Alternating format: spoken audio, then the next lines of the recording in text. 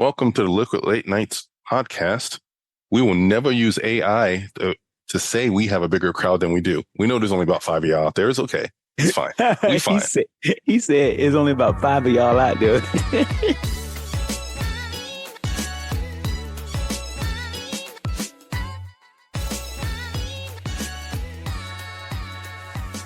We stand firm. We stand firm on this. You might be right, though. Anyway, excited weekend, closing up the Olympics.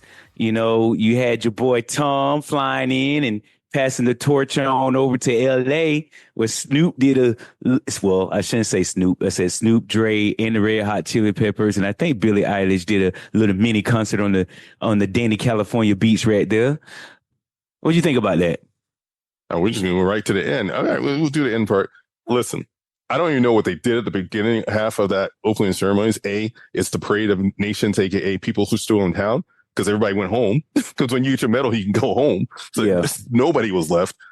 B, ESPN done took it off the list. They're like, Olympics are over. We ain't talking about this no more. Tom Cruise, they even talking about Tom Cruise doing some sort of stunt for like a week and a half, like almost since the opening ceremonies happened. It's like, Tom Cruise going to be here, going to do something. And yeah, he did his Tom Cruise. He Tom Cruised his way into the world. He jumped off the side of this building, down to the ground, walking through the crowd, getting sexually harassed and molested by the one lady.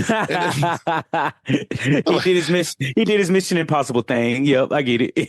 Took the flag off, got on a bike, because of course he got on a bike, rode out in town, and then just hopped on a plane, flew across the world, jumped out the plane, because of course he jumped out the plane, scaled the Hollywood sign, was doing some commentary, doing some contracting work. I mean, yep. Passed the baton up to the biker. And then he rolled out. Came on down to the skateboarder. The skateboarder passed it on to the Snoop, the D-O-double-G, who was looking fly. Then let's just have this concert. By the way, they charge. So we still got to figure out how they charge for the events. If you can buy packages, you're going to buy this opening ceremony separate from the closing ceremony. But they charge people for the closing ceremony. They told them, hey, you're going to have a concert to see. Those people had to watch that on TV screens. And I heard they weren't that big of a TV screen. Oh, what? Oh. So all those people in there paid whatever they paid and we had better seats at home for we had better seats at home for and better sound, baby. There was some interesting thing with that concert. You know, that one band, they were all right, but watching that piano player hang from upside down, and did you see that part? Did you watch the closing ceremony? I came in literally on Tom Cruise. Like I had it on, but I missed that whole that was section. The end. That was the end. Because then they replayed it. YouTube replayed it again. Because I guess they did it once live, and then they did it again. I believe like at 7 or 8 o'clock. The live was like 3 o'clock our time, and I had it on. I just didn't catch all of it. No, they had this piano that was a baby grand or a grand piano that was just hanging. So slantwise, just hanging down. And they had the player upside down, strapped in, playing the whole thing. They had a full band, which was kind of cool. A lot of decent, interpretation of music and stuff, but it was all good. I mean, this closing ceremony was long, and I would tell you this: a lot of those players, a lot of the players that were still there, they weren't paying attention to anything. They were in their own world. They were Instagramming and taking shots of each other, and one was doing like the wave, and then somebody else was passing people through like a rowboat. I like nobody's paying attention to anything that's going on there. Oh, I forgot her performed too. She did the our national anthem, right? Yeah. Mm-hmm. With her guitar on and everything. Listen, the feedback on that was it was okay. They expected more, but I get it. I'm quite sure in 4 years, in 2028, when it's in LA, it's going to be a big closing ceremony. It'll be all good. Listen, they gave you an opening ceremony in the middle of the water. They took you all over town. They were parkouring. They were Assassin's Creeding all over town. Man, what you want, man? They just trying to get you out of town at this point. The Assassin's Creed all over the place. That was kind of funny, though. Listen, we're giving you all the French things we could give you.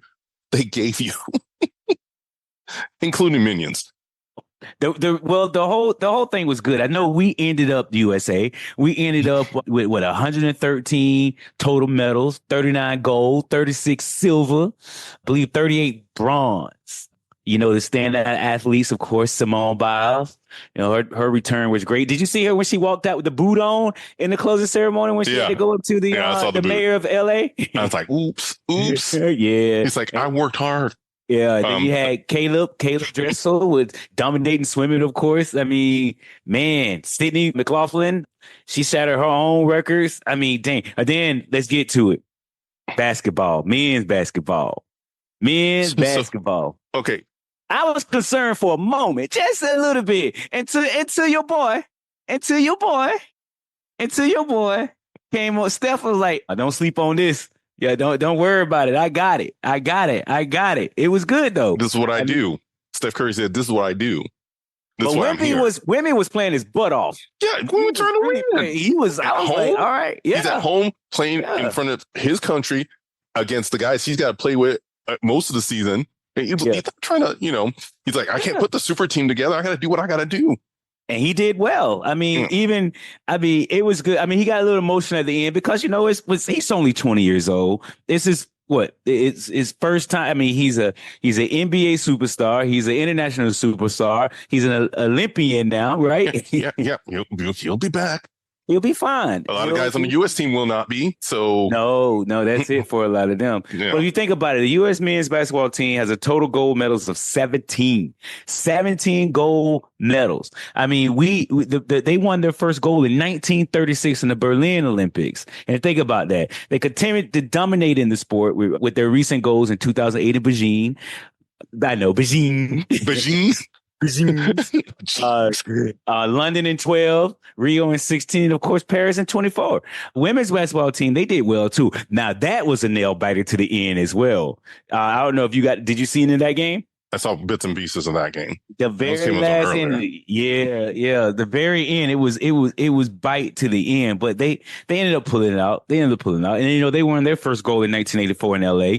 Oh, look at that. Look at that. And bringing it back home. So, they have to, they want to dominate. But you got to see, the rest of the world is trying to catch up. Yeah. But here's the thing. Yeah. But that's what you always, because what was the NBA's plan? And I feel like CD can speak better to this once he joins us. The NBA's plan was to make it a global sport, make everybody want to play it. So they reached out and they're doing all these initiatives in Africa and Asia. So everybody plays the sport. And then all these guys are coming up from the sport. So all of a sudden, the quality of play everywhere else has gotten up because we wanted to get that fan base, and then people figure out they got some skills. They work their skills up. All of a sudden, everybody's coming here. Yeah, it's going to be hard every time now. You can't just throw a dream team at you and assume we're going to blow you out, because we will. Because nobody in '92 could do what we could do. Yeah. What about did you happen to watch Ray Gun? Because I kept watching it over and over and over again, trying to figure out what she was trying to. I know people are saying now that she was just a creative dancer, not a break dancer. But man, if you watch her 3 performances for qualification, I felt bad for her. I saw people in the audience just laughing and doing stuff. And I was like, did she not know what she was getting? I don't know. I think the problem. Okay, I heard one theory is the World Dance Association has been trying to get ballroom dancing on the Olympics. The Olympics won't do it. So they finally got break dancing in, but they didn't really get any true break dancers. Also, how many true break dancers still running around? But I guess there are, but they didn't find them. And so people are getting dancers, and some of them know. I don't know how she even got in the mix down in Australia. Does that mean she's the best break dancer they had in that whole country, which means nobody break dances in that country? I only see one performance because they've been showing the same with the green outfit performance is what's in every meme now. No. So she had 3 qualifiers. So she had the first round you have to go against 2 other opponents. Which one when you see it's on the ground on the side, just kind of all of them? Because it was the last one when she did the kangaroo drop and the sprinkler, and I was like, oh my gosh, she meant business. You know how when you talk to somebody, you're like, and you do the whole thing like Rick Ross or somebody. No, she thought she was bad. I mean, she was competing against 16-year-olds. She was 36 years. She is 36 years old. She shouldn't have had her butt out there anyway, in my opinion. I mean, when she tried to spin around and she had to push herself because she couldn't get all the way around. I mean, dude, come on. Even after her perform, the very next day, reporters were following her. I mean, if you listen to the commentary when they were saying like they had nothing nice, they had nothing to say because they had nothing nice to say. They was like, well, that was interesting. I was like, oh, so TikTok doesn't have that problem, or any other show. I saw clips of people's shows everywhere else ripped her apart. It was not even funny. It's like, what were you? Why were you out there? Why did you think it was out there? That wasn't breakdancing. And there was one clip of her show, and it's like 4 people on the panel. I'm not even sure what the show is, but I might have to watch it because it's even interesting. It's like, 2 white ladies, a black lady, and a black guy. And white ladies are still being kind of diplomatic about it, but she had no business out there. Black side, it was like, we're sitting over here just looking at each other like, should we say something? We're going to say something. Like, at our houses, this is not the words that are coming out, because we were like, come on. I mean, there's some sports out there. They're like skateboarding or doing the trick shots, which has been around for a while in terms of like being a sport. What you're supposed to be doing, and there's professionals who do that. Breakdance has never been a sport, so how do you make that work? Yeah, there's a lot of things you can justify as a sport, and some things. Yeah, but they it's not coming to LA, so that's a good thing. Well, no, it's not coming to LA. we ain't dealing with that. Like, no. Yeah, it's wild. Good time. And I don't think she killed it. It was already not coming to LA. No, it's not her fault. It's not her fault. It's not her fault. I watched a lot of the track and field last couple of days, 4x4 for the relays. Those are great.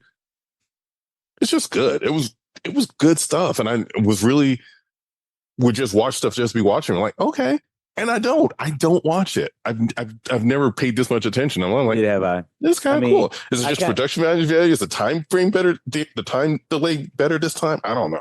Well, I will tell you, Peacock did a really good job on the app and on the TV, the whole thing, to where you can do a recap and you can go in and just select a sport and just watch those clips or watch the full thing of it. So the way it's laid out on the Peacock app was actually very good, because I was actually able to go back, see what was live, what wasn't live, or if I would just wanted to put like Simone in, I can just watch everything that she did all in one foul swoop. So the way they had it all taken out, like you can do it on demand, I thought that was good. And I got to see more of what I would not have seen in the past because of that.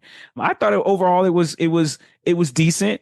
I mean, I had YouTube TV, and it was doing the same option where you could do the multi-view and all the live sports, and then you could sort of go back and see all the previous things going on, do the searches. So if it was on a channel, other than not having Peacock, I think if I had Peacock enabled, I probably would have had a little bit more, but I still got a lot. I was getting stuff all day long. Like, I was good. But yeah, swimming was intense. Yeah, but what about that Noah Lyles? Did you see that photo finish there? Yeah, was that the one he passed out the next game, the next run? Yeah, man, I've never been that fast in my life in anything. At any point. Oh man! And the thing is, you understand, when we always talk about fastest man in the world, fastest man alive. Every time we crown somebody that, the next person who gets it is a little bit faster. Yeah. Yeah. Like, he's smoking Carl Lewis at this point. You know what I'm saying? Yeah. That's the kind of stuff. It's like, oh, the human condition. I'm not that fast. It's crazy. It's wild. But no, overall, I thought it was a good distraction for 2.5 weeks. I will tell you. You didn't have anything else, so what are you going to do? I will tell you that I know when we talked a few weeks ago that we were going to watch the Kevin Hart and Keenan. I never watched one episode, one clip, not anything. Did you see anything? I saw clips. They finally started posting clips on TikTok because I don't have Peacock. It was Peacock only. And it was late night Peacock. Okay. And I didn't see any kind of replays. But I saw the clips. Some of the clips I saw were funny. He brought back his do you remember when he was on All That, or even Keenan and Kel? He had that Pierre Escargot character he used to do as a kid.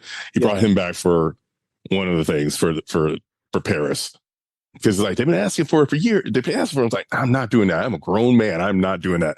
2 seconds later, he might be too wholesome, or I don't know. It's a weird vibe. I don't know if they clicked. The clips I saw them together, I don't know if they clicked. I feel like Snoop Dogg and Kevin Hart click together. But also Snoop Dogg is the U.S. ambassador to the Olympics. So, he's ambassador to everything. This guy, I looked it up. He endorses 37 different products right now. He's got it all. That little stint he did with Martha Stewart got him some great street cred, TV cred, however you want to do it. Just cred and new cred. So yeah, he's got all the cred. I mean, it was all good. The fact that they got him back to LA just in time to do that last little bit was kind of cool too, because it was what it was. But either way, the dude is just great. It's just great all the way around. So it just worked out. So, but yeah, no, but the Olympics were great. The closing ceremonies, like we said on the recap, that was good. And, just touching on that stuff. Also, can we never have anybody go in the Seine River again? Oh, yeah. People were getting sick. Yeah. People were doing the triathlon and came out of the water and got sick. Yeah. Bruh. Yeah. That is something else. That is nasty. Nasty. I'm not getting in a European river. I want to get in an American river. Anyway. Yeah, exactly. Exactly. Well, that's our Olympic talk, unless the late guy here want to add something to it. Well, it was great, wasn't it? Yeah. The last two basketball games, the men's basketball and the women's basketball game were great. Did y'all touch on the guy, the sprinter there with the mouth? What's his name? Lyles. No. Yeah, we touched on that a little bit. He does seem to be asking for an NBA player to beat him up. I don't know what's up. Yeah, he wants something. He wants the smoke. He wants all the smoke. Well, he's getting attention. He just wants more. Of course, now he wants a shoe deal. I mean, come on. Yeah, he should already have a shoe deal. Well, he wants NBA money. But it's jealousy. I mean, he's got all this, but it amounts to jealousy. He's already got all this stuff, and then he's pumping for more, and just anyway. And I watched him. I watched that was the last Saturday when he won on the photo finish. 200. I mean, the 100. The 100. Yeah, the 100. Yeah, that was crazy. But that was selling. But the photo finish, that was insane. Insane. Yeah, because they thought the other guy had won. No, but they went back to look at that. It was it. It was it. That was good though. No, he closed out. He just anyway. Well, what 25-6 or something like that? I don't think he's that old. No, he's younger. Well, he was born in 97, so there you go. Yeah, he's that old. He's that old. Okay. 97. 97. Oh, don't start that. Don't start that. I don't want to hear it. I know. I want to go back and listen to Stephen A. Smith talk about it, because I heard he had a 7-minute rant on him. So that ought to be fun. All right, Adrian, get us out of here for this segment. We always thank you for listening to the Liquid Late Nights podcast and show.